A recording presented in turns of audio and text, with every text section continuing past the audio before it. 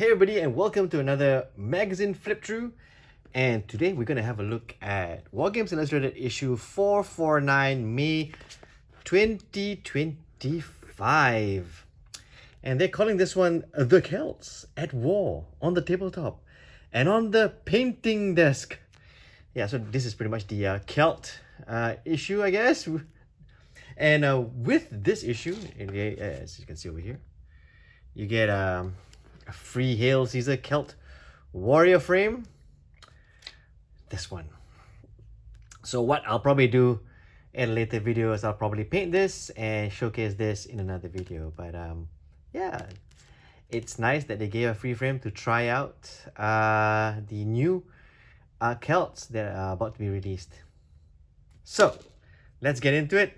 Wargames Illustrated 449, and we kick off with, okay, so the artwork's by Marco Carparoni. He's done, I think he did the last one as well. He seems to be the artist of choice at the moment to do cover art, and his art's really not bad. It's really quite good. Actually, quite like it. The best bit is if you were to subscribe, you'd get the full artwork, right? Uninterrupted by all this clutter and stuff like that, which is a nice touch. That's for, I think, Wargames Prime members, if not mistaken. Yeah, exclusive to UK and EU subscribers only. Oh, okay. So I guess I won't ever get that. Anyways, we start off with observation post, and no, it's very rarely that a game in observation. Wait, that's not true. It happens quite often actually, but this is another one of those games that's really caught my eye, just by reading it, and I'm really quite excited to know more about it. Maybe try it, maybe get it. And this is from Osprey Games. This is called Pacific Command. Now, why am I excited about this? Is because for one thing, it's got a few elements which I quite like in a war game. So one of the first things I like in a war game is fog of war. It can be good and bad. I mean, I played this game called Command Decision back in the day, and back in the day, and the hidden movement, that one was really rough.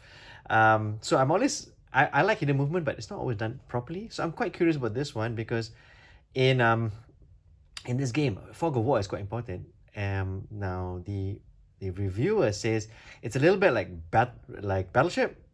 So that got me kind of worried. It was a little bit of a Battleship, but the fog of war apparently is kind of important. And I think I might be able to guess what he means by it's like Battleship, when you have to guess where the fleets are. Okay, and also it's got a asymmetrical warfare, right?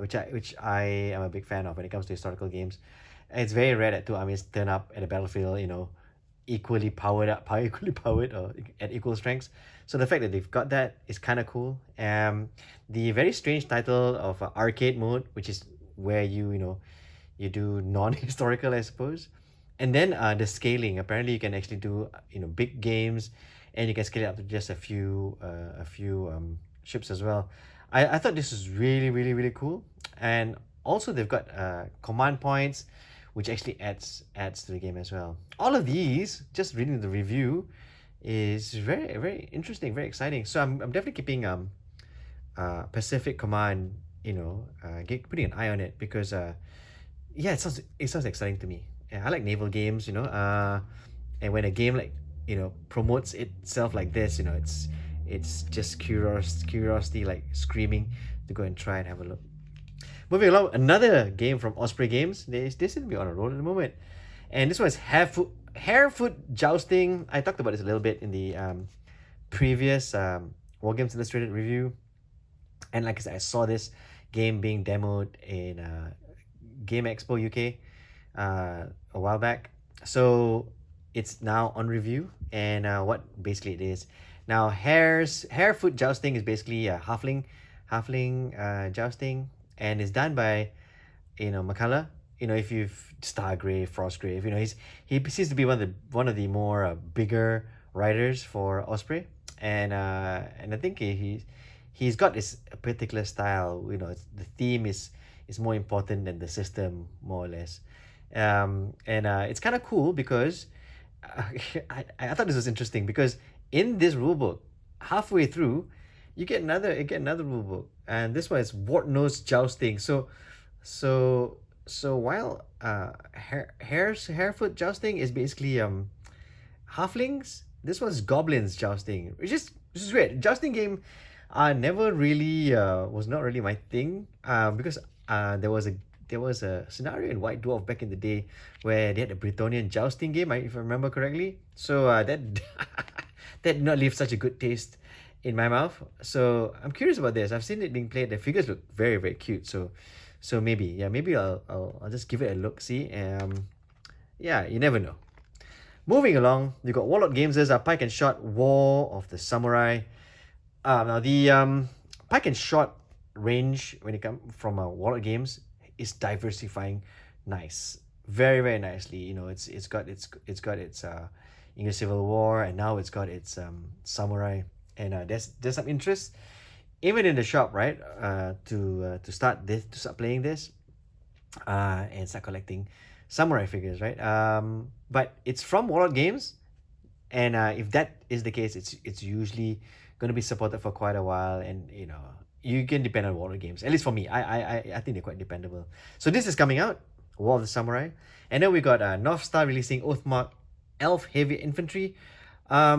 I like the Oathmark system. Actually, I like the Oathmark campaign system where you can have all these different like races in your campaign, depending on which part of the map that you conquer, and with every new box that comes out, you got all these new options to add to your figures, right?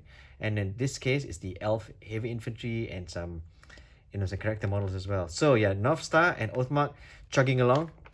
And then we have Wargames Atlantic Samurai Army Command. Now this is an extremely pretty miniature set, if you can see from here. It's basically it's where the shogun sits, or the head of the army, right, sits, and it's nicely done up. It shows how different warfare was for the Japanese, and the look. I think the look is pretty, and if you're at all interested in playing samurai or ancient Japanese warfare, I mean, this is a great kickoff. It's also 10 mm, so you can get through these without any problem. And if you don't paint very well, I think 10 mm is a bit more forgiving if you ask me. So yeah, very very nice looking set. You got retainers and stuff like that. So very very cool. And then you got the promo for Banner Brothers. This is the third edition 2-player starter set. And with every edition, there is a starter set, and there's an interim starter set, and this is the one that they're releasing to support the third edition bolt action. And then you got the new supplement book, Armies of Great Germany. Great. Did I say Great Germany? I mean Armies of Great Britain, and this is already out now, and Rome's conquest of the East. All of these are Warlord books. Oh dear God, me today. Anyways, moving along, we got Release Radar, and these are all the stuff that is out there, and it's just a matter of like knowing that they are, and Release Radar does that. It tells you that they are. First off, we got the Antediluvian miniatures and their undead, and then you got Athena miniatures and their classic fantasy, and then you have a Lucid Eye, the Savage range, and then you got the digital STLs for Wargames Atlantic to up their Lizardman army.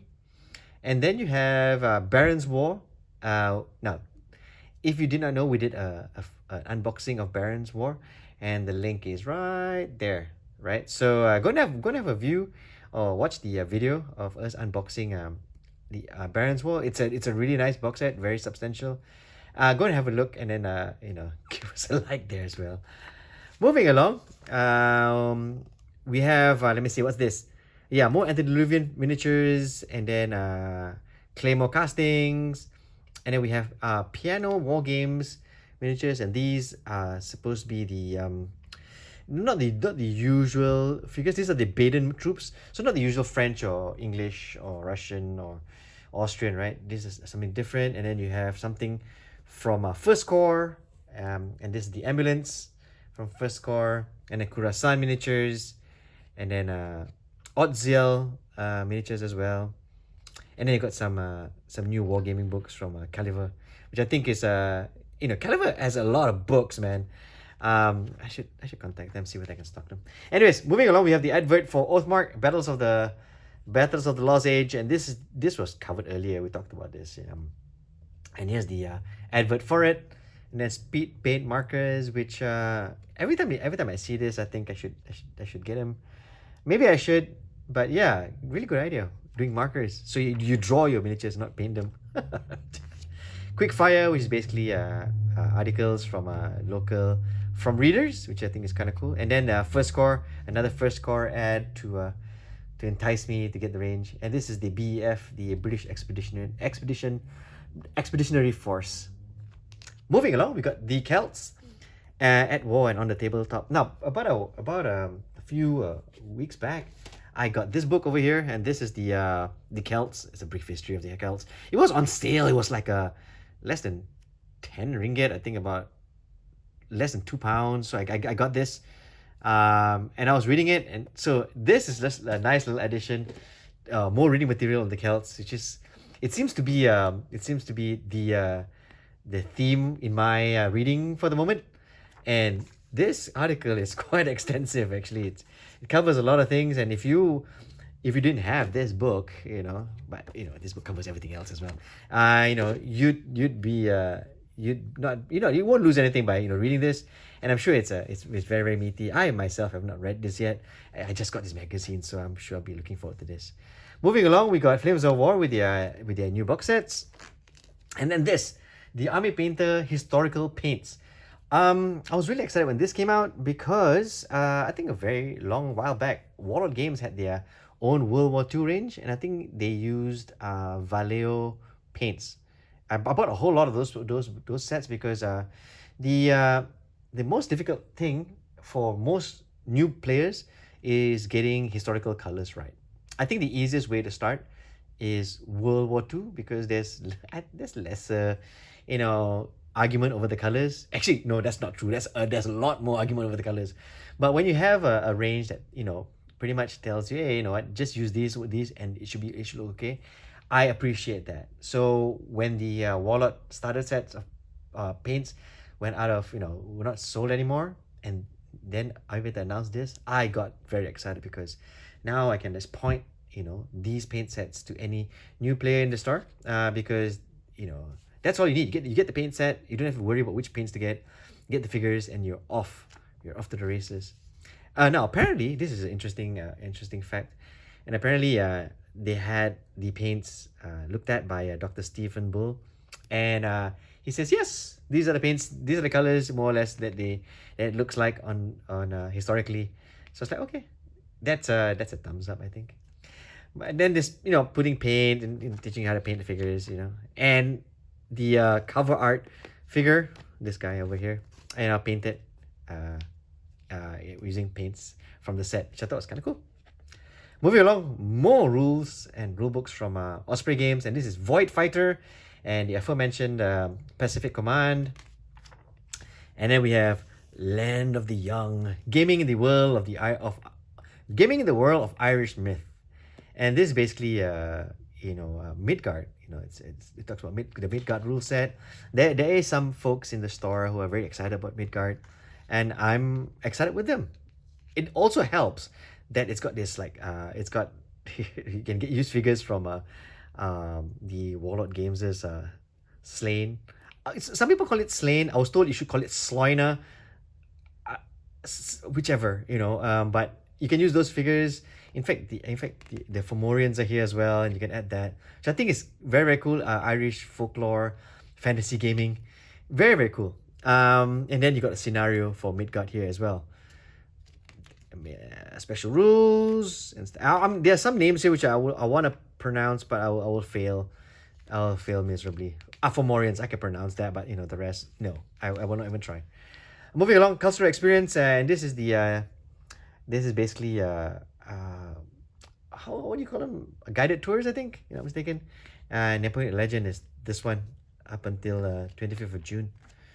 And then we got the Army Painter historical paints in action. Now these are figures from 0200 and painted by this YouTuber here, Peachy, right?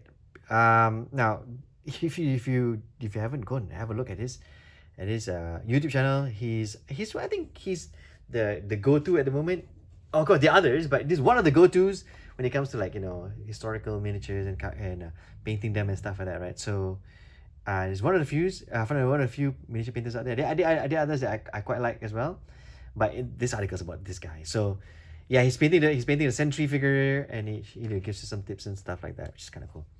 Heinz Figures has an advert here as well. Thanks, Heinz, for paying the bills, because you pay the bills and I get a magazine to flip through.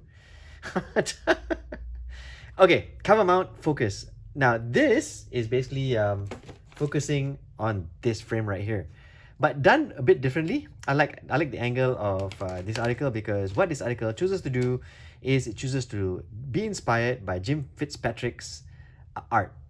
Right now, that collection of alphabets, I will not try to pronounce, but Fitzpatrick, I think I can do that. So what this article is basically using the color palette from the artwork to complete the frame, including this very nice looking like character figure, and there's actually a chariot in this frame, which I'm looking forward to build. So yeah, that's the frame focus. Moving along, it's part 2 of the Legend of Ramblin' Pete, and this is basically What a Cowboy. More scenarios, for folks who don't have much time to game and on a weekend just want to pull out a scenario to play. So this is scenario 4, the train heist, and scenario 5, the chase, then scenario 6, the treasure, all to add on to scenarios 1, 2, 3 in the last issue. Now, this is coming. Pillage is coming. And this is by Victrix, another game, and another manufacturer. I mean a manufacturer that's quite famous, but this game is new, and some guys in the shop are looking forward to this as well. So yeah, Pillage. Now we have Hammerhead 2025 painting competition, and here are the winners. Now I like this article. I like articles like this because you're gonna get a whole range of different looking miniatures. Oops, did I just kick the tripod? I think I did. Yeah, different looking miniatures. And I like looking at miniatures, and I like them nicely painted. And as you can see here, they're broken down into categories, and you got the historical unit, War Machine, you got Napoleon, you got the successor War Elephants, and then you've got like a historical single figure there, and then you have things like this. You have the sci-fi single figure with some grim dark characters, some fantasy unit, some space soldiers over there, some elves in space over there, some chaos, I shouldn't say chaos, some darkly leaning armored creatures with axe. And you got like youth. This is 16 and under, which I think this is crucial, getting the 16 and under to paint, because well, they're the future, aren't they? So what else got you? Oh yeah, you got the diorama and duel. Now this one I'm gonna pick the magazine up just to show you, because you know what they say over here. It says not the actual size. About this, so it's about smaller than this. So it's like, wow, that's crazy. That's no wonder they want it. Yeah, so these and then this is basically the diorama and duel and open, which is very nice looking figures. Nicely painted. 10 years from now, these will still be like, flip through and enjoy it. So that's why I like it when it's like in magazine form. Sometimes they have to feature in certain websites, the website goes down, you never see the pictures anymore. So on printed, yeah, you're gonna have a lot of magazines in your storeroom, but hey, at least you got a lot of like painted figures to flip through in a magazine. Okay, next up, advert for Rubicon models, and then closing the force field. This is a second part of a diorama article. There was a diorama article in the previous one where the diorama maker got his name is Matt Parks. He got his free miniature from Salute, and he built a diorama with that one. And then The other miniature, he built this one. So very cool. That's one way to utilize your free figure from Salute. Excellent. So that's the diorama right there, and that's what it looks like.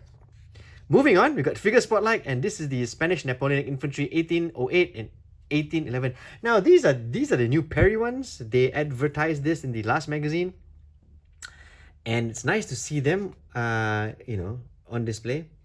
Also, there's an interview with Alan Perry as well, which I think is makes this a good read, while enjoying the figures as well. Very nice looking figures. I mean, it's the Perry's. What do you expect?